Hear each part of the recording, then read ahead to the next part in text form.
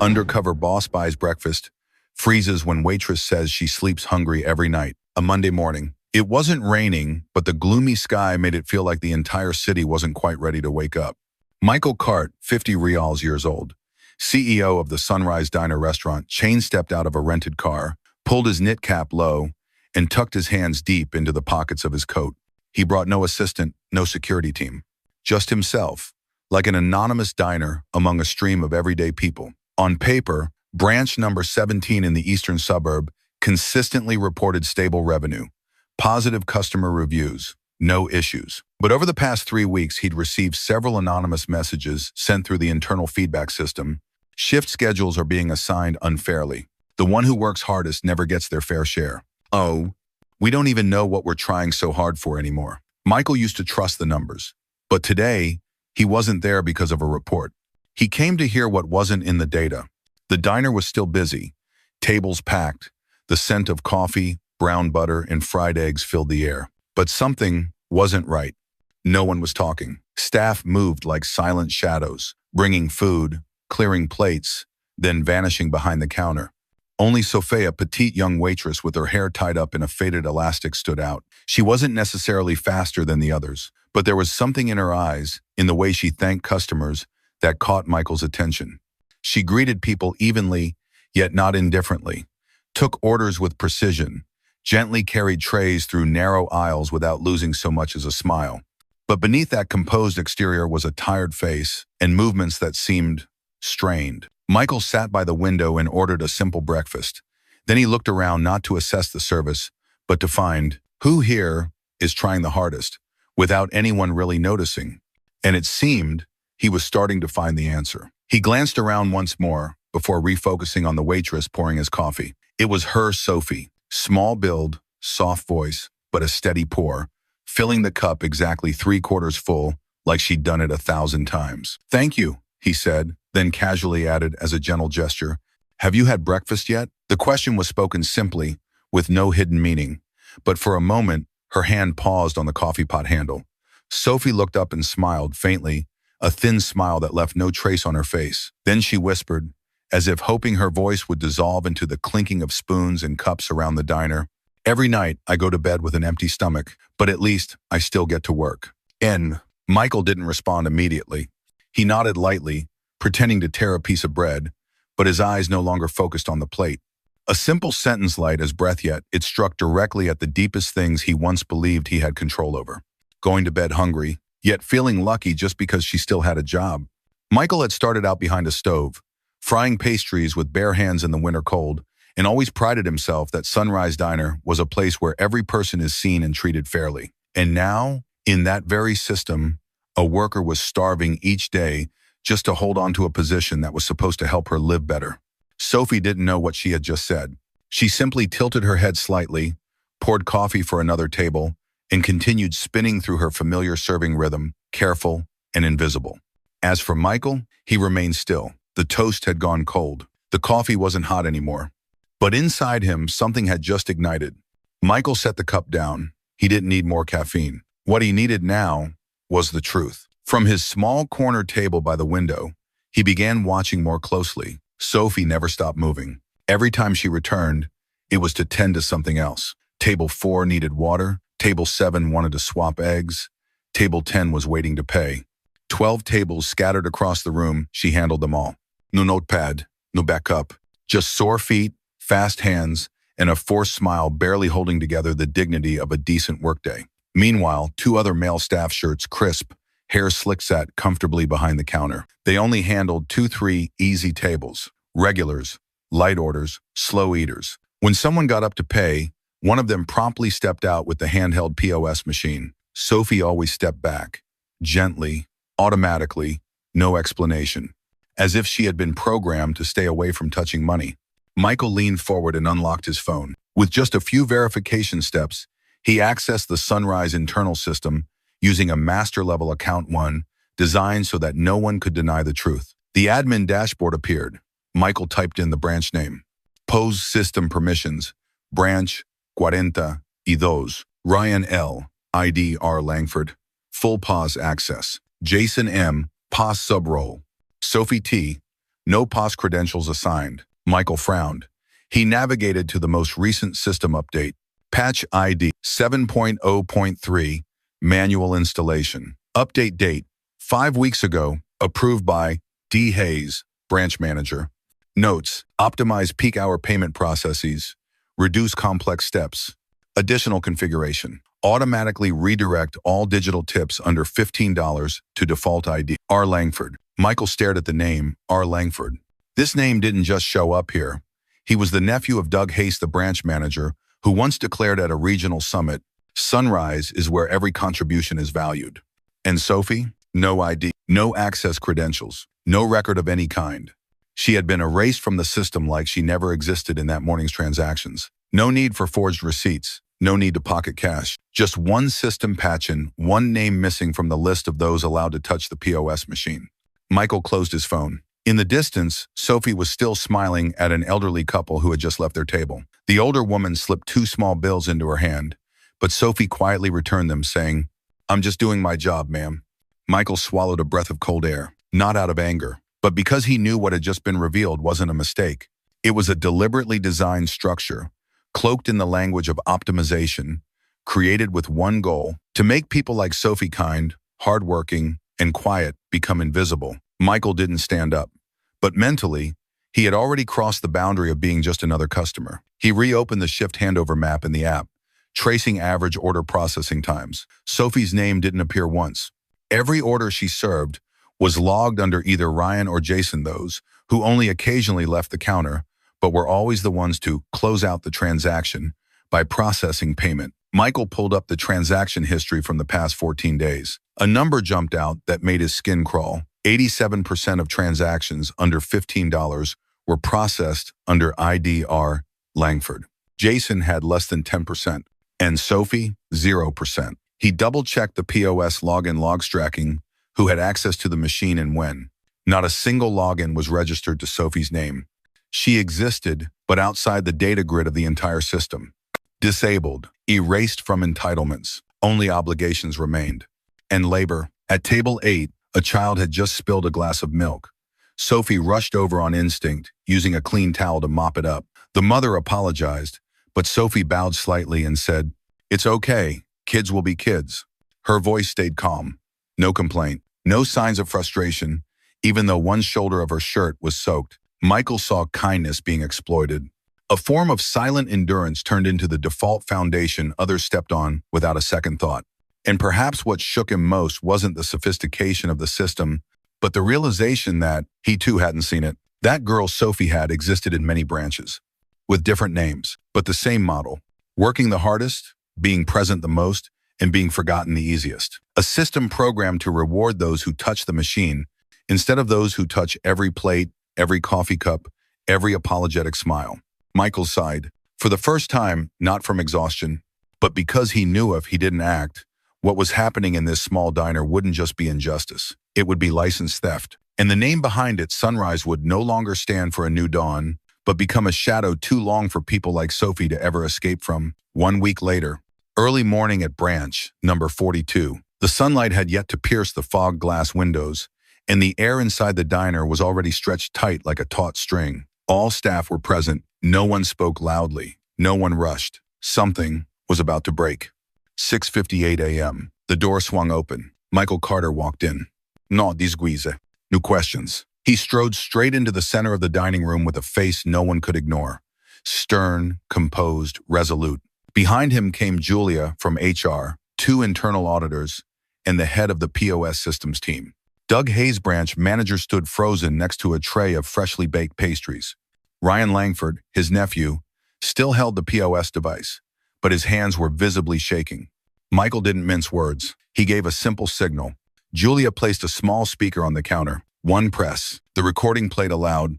"Just funnel all the tips into Ryan's ID. Sophie doesn't do anything anyway. She has no system access. Customers only remember who brings the machine. No one cares who brings the food. Why bother sharing? Just let the system run itself, as long as no one finds out." The words dropped into the room like a hammer, smashing the last threads of trust. A few employees fell silent, eyes drifting toward Sophie, who had frozen behind the hot tea tray, her gaze a swirl of confusion and humiliation. Michael opened his tablet. projecting the POS report onto the wall monitor. Total digital tips, $15 in the past 5 weeks, 512 transactions. Tips routed to IDR Langford, 100%. Name Sophie T. Not listed. Doug stepped forward, his voice trembling, grasping for some acceptable explanation. We were just trying to keep the system running smoothly. Mornings are hectic, everyone knows that. Michael didn't respond immediately. He looked at Doug as if he were staring at the most shameful part of his own past. Then he spoke, slowly, but as if each word was hammered into stone. You optimized the system so your nephew could take all the tips, while Sophie, one serving 12 tables every morning, had to go to bed on an empty stomach. He paused, locking eyes with Doug. That's not optimization, that's theft. The entire dining room fell silent. No one dared move their cutlery. Customers sitting near the counter stopped chewing. Ryan clenched the POS device in his hand but said nothing. Julia stepped forward, declaring firmly, Doug Hayes and Ryan Langford are terminated effective immediately. All system access is revoked. Their files have been handed over to the legal department for internal fraud investigation. Ryan put down the device and stepped back with his head bowed. Doug stood still like a statue, eyes dim and unfocused. Michael turned. His gaze softened as it landed on Sophie. Sophie. She flinched slightly. I'd like you to come forward. She stepped out. No one clapped. No one spoke. But every eye followed the steps of the slender girl. And this time, there was no pity in their gaze. Only recognition, clear and complete. Sophie stood in the center of the room, no longer hiding in someone else's shadow, no longer afraid of being overlooked. Today, she didn't just represent a hard morning shift. Today, she was a voice for all those who had been erased from the system simply because they didn't know how to fight for their share. And for all those who chose silence because they believed their voice wasn't worth hearing. Michael gave a subtle nod. And in that moment before the entire diner, justice didn't need a speech. It only needed someone who had once been overlooked to be called by name the right way. The espresso machine still clicked quietly behind the counter, but no one paid it any mind. A middle-aged man folded his newspaper, looked up at Sophie with a quiet gaze, as if he'd just seen something he had once forgotten to notice in his life. Sophie stood there, no slouched shoulders, no bowed head, but she didn't try to appear strong either. She just was there in the truest sense, like someone who had been through enough silence to understand. Courage doesn't always mean speaking loudly.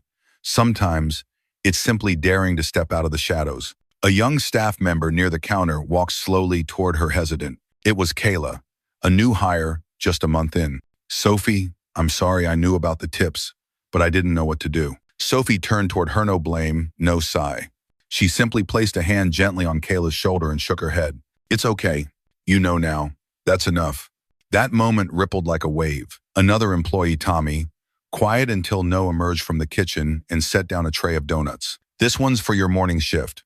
Don't go without food again. Michael saw everything. He didn't need to draft a sweeping reform plan, nor issue instant policy decrees. Instead, he turned to Julia and gave a subtle nod. She understood, walked over to the counter, removed the old crooked shift board, and replaced it with a new notice. Effective today. All employees shall have POS access according to their shift. Digital tips will be distributed based on actual tables served. All system changes must be transparent and publicly displayed on the front monitor.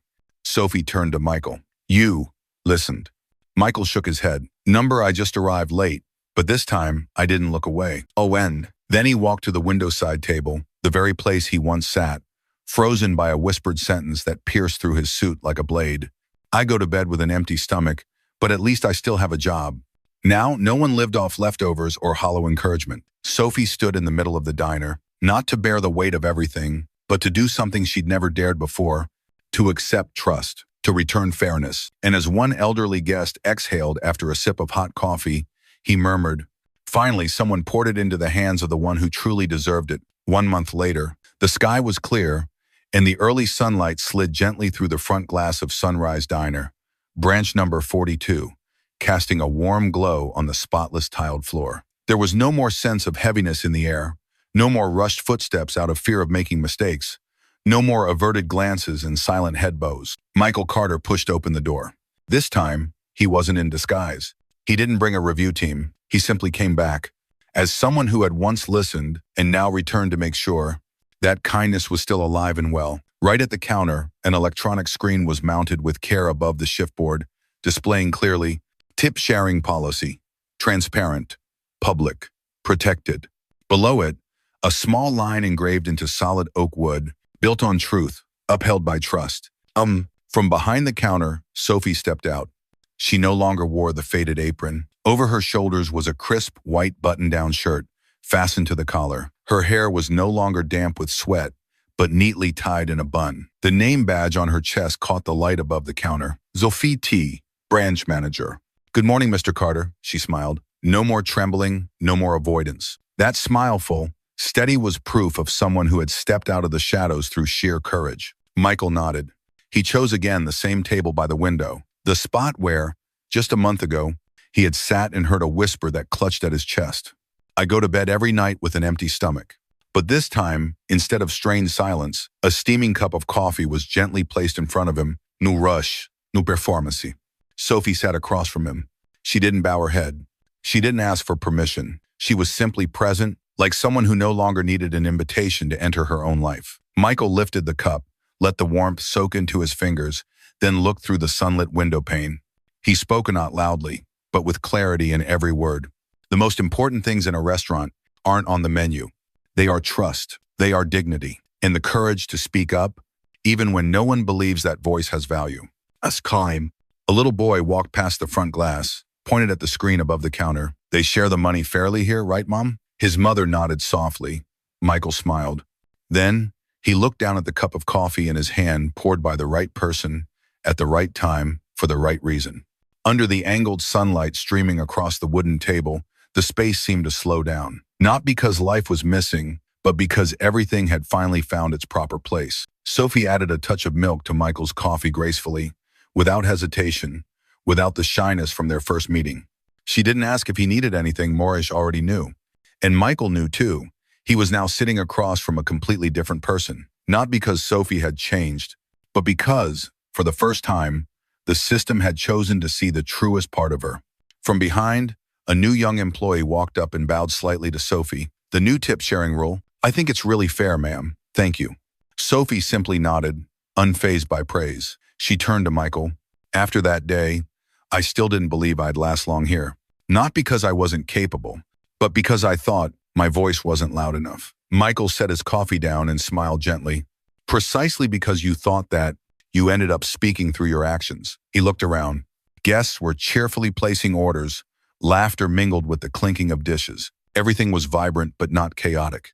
A kind of rhythm that didn't need oversight, only kindness placed in the right roles. A small board near the pause, now displayed in clear view. Every shift, every employee, every recorded type allocated transparently, fairly, and locked from any unauthorized changes, auditable only by the central compliance system. No more gray zones. No more perks for family or familiar names. Sophie sat upright, but not stiff. She looked at Michael not as a CEO, but as a quiet ally. "Maybe. What wears people down the most," she said, "isn't the amount of work. It's doing what's right and still being treated as invisible." Michael didn't reply right away. He glanced outside. The sun had now blanketed the sidewalk. An elderly gentleman Sophie had once served walked in. Upon seeing Michael, he paused and nodded. "Last time, I told that girl she shouldn't be washing cups on an empty stomach. Now I'm at ease. She's standing where she belongs." Michael let out a soft chuckle. He gently rotated the cup of coffee in his hand. The steam no longer curled heavily, but it was still warm enough to stir memory. A cup of hot coffee. It doesn't need to be recorded in the operations manual. It doesn't need to appear on a quarterly report. It only needs to be poured by the very hands once erased from the roster, and lifted by someone who once believed that silence was their only option. Today, at the very table where the story began, Michael understood. Justice doesn't need noise to exist. It only needs one person brave enough to step out of the shadows and another quiet enough to truly hear them.